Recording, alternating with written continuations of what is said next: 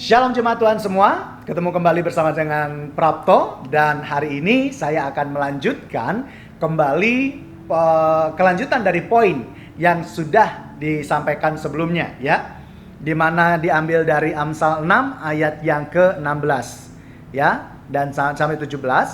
6 perkara ini yang dibenci Tuhan, bahkan 7 perkara yang menjadi kekejian bagi hatinya: mata sombong, lidah dusta. Ya, dan selanjutnya nanti akan bersambung ya di poin kedua dulu, ya.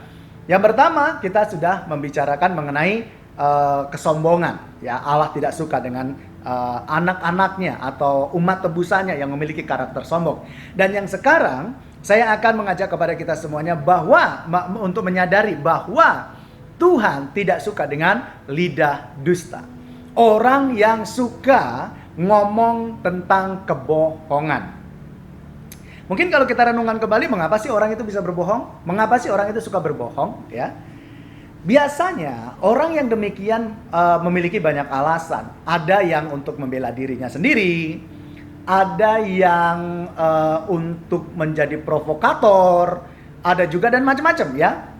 Hanya untuk kesenangan ngomong aja, itu bisa jadi alasan mereka.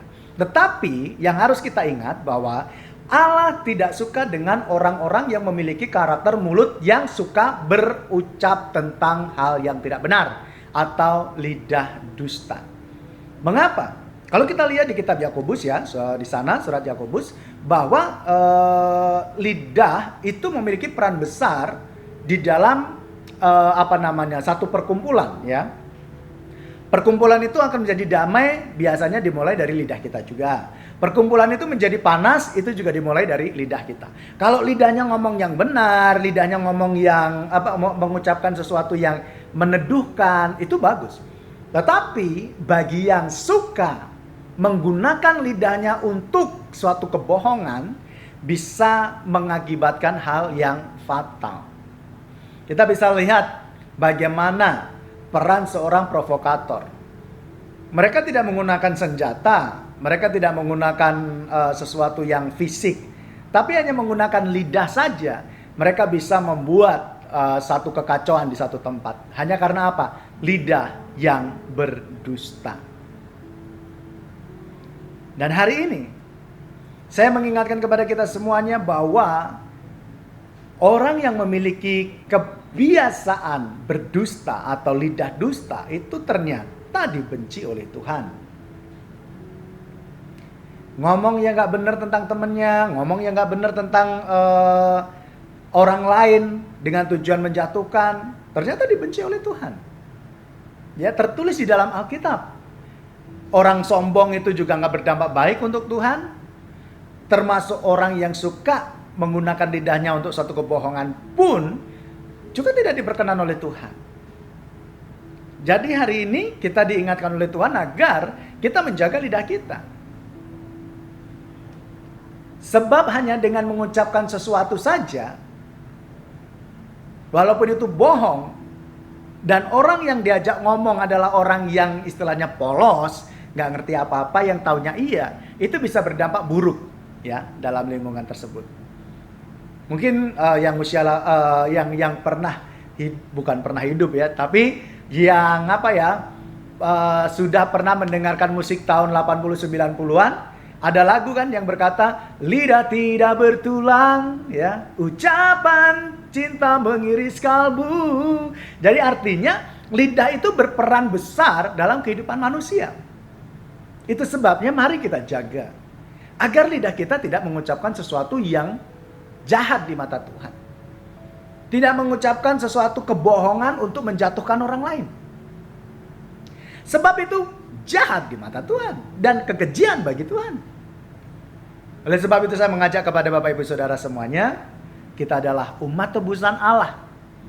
Sudah seharusnya lah kita mengembalikan hidup kita bagi kemuliaan nama Tuhan, bukan untuk kepentingan kita sendiri. Ya. Mata sombong atau kesombongan dibenci oleh Tuhan, dan bahkan lidah dusta itu juga dibenci oleh Tuhan. Oleh sebab itu, Bapak Ibu Saudara semuanya, kita harus menjaga ucapan kita agar kita bisa senantiasa memuliakan nama Tuhan Dunia menyorot kita karena kita ada milik Tuhan. Jangan sampai nama Yesus menjadi cemoohan karena ucapan kita yang tidak memuliakan nama Tuhan, yang tidak menjadi berkat bagi orang lain.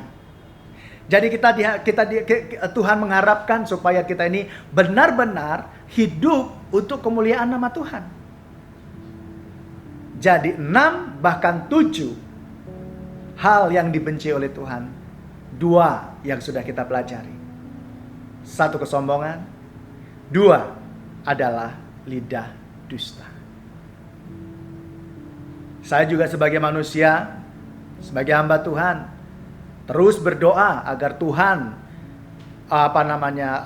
setiap hari mengingatkan kepada saya agar saya berfokus untuk memuliakan nama Tuhan dari segala sikap saya, termasuk juga terhadap ucapan-ucapan saya. Dan saya mengajak kita semuanya untuk melakukan hal yang sama. Kita belajar mengontrol ucapan kita, apa yang kita sampaikan, supaya apa yang keluar dari mulut kita adalah kebenaran.